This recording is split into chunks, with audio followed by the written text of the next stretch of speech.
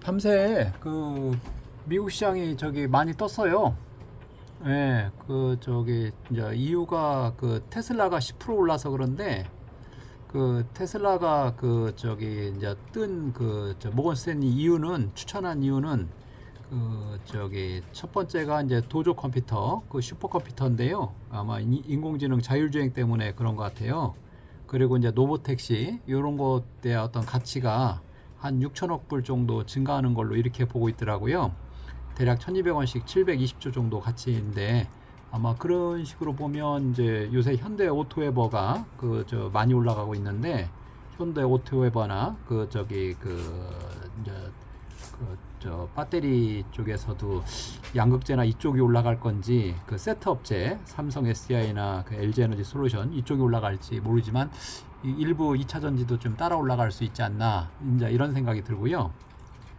그다음에 이제 근본적인 어떤 경제 쪽에서 보면 이제 중국이 이제 요새 최근에 3월부터 계속 부양을 했었잖아요.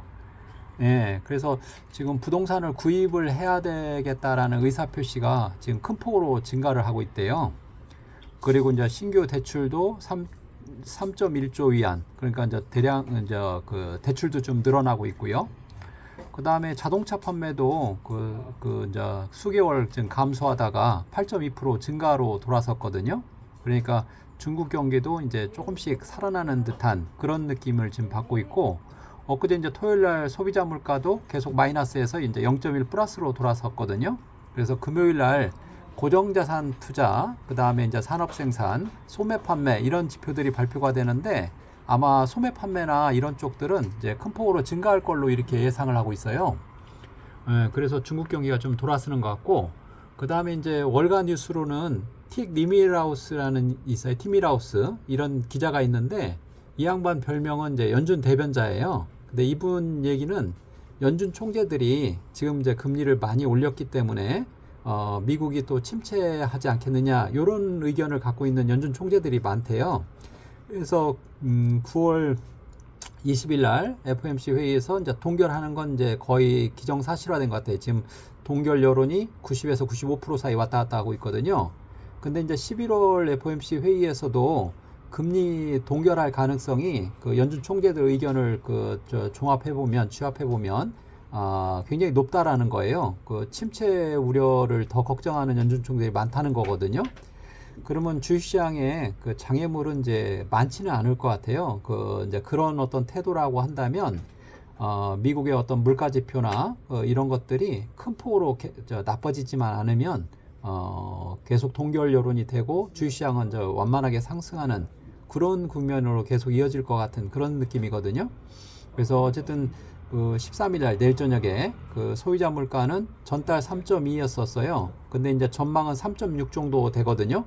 반대로 이제 근원 물가는 4.7에서 4.3으로 이제 낮춰질 걸로 예상을 하고 있어요. 그래서 근원 물가가 큰 폭으로 낮춰진다라고 하면 아마 연속해서 금리 동결 가능성도 좀 높아지는 거 아닌가 이런 생각이 들고요.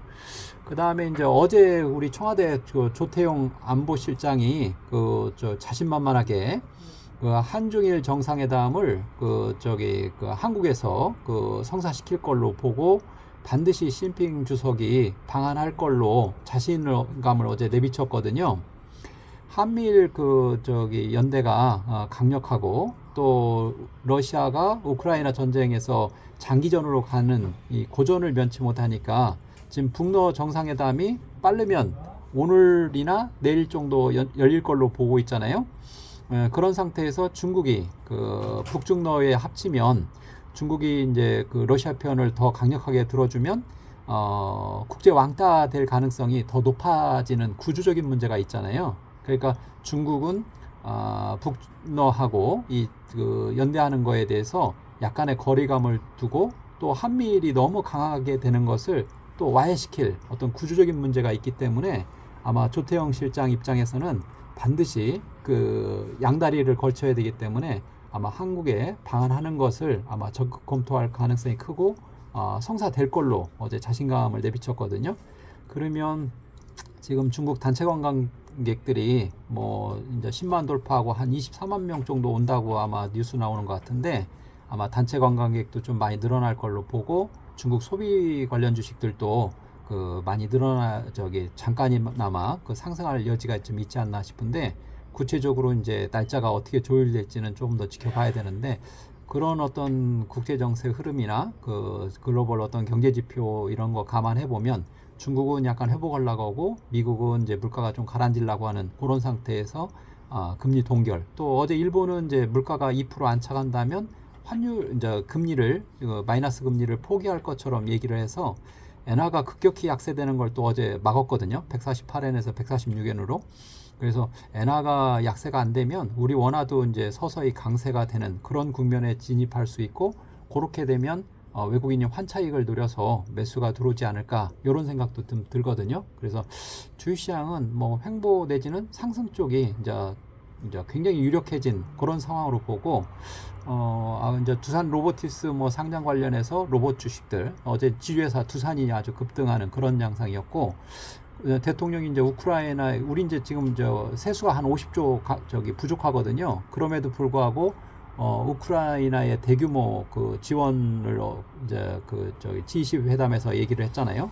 그래서 이제 우크라이나 재건 관련 주식들 삼부토건이나 SY라든가 퍼스텍 이런 쪽들이 이제 급등했는데, 퍼스텍은 이제 로봇이면서 지뢰 제거잖아요. 그러니까 그런 쪽들은 좀 각광을 받을 걸로 보고, 그 다음에 이제 우리가 지원을 하면 또 우리 기업들이 가서 수주를 한다고 그래요. 그래서 삼부토건 대주주가 DYD 같은데, DYD 이제 정사장이 한동훈하고 또 동기라고 그러더라고요. 사법연수원 동기래요. 그래서 그런 쪽에서 좀 올라갈 것 같고, 그 다음에 테슬라 때문에 이제 전기차가 오늘 일부 기술적 반등할 걸로 보고, 그 다음에 이제 도조 컴퓨터나 이런 거 보면 인공지능 관련해서 올라갈 거고, 마이크로소프트도 올랐고, 메타도 한 3% 가까이 올랐거든요. 대부분 다 인공지능 때문에 오른 걸로 이렇게 보이기 때문에 지금 한미반도체나 이런 것들이 급락을 했었는데, 아마 조금은 오늘은 반등할 여지가 있지 않나, 이런 생각도 들어요. 일단 상한가에 다 한번 매도 걸고, 나머지는 뭐 적당히 전에 내놨던 대로 그렇게 매도 걸어놓고 한번 더 지켜보겠습니다. 예.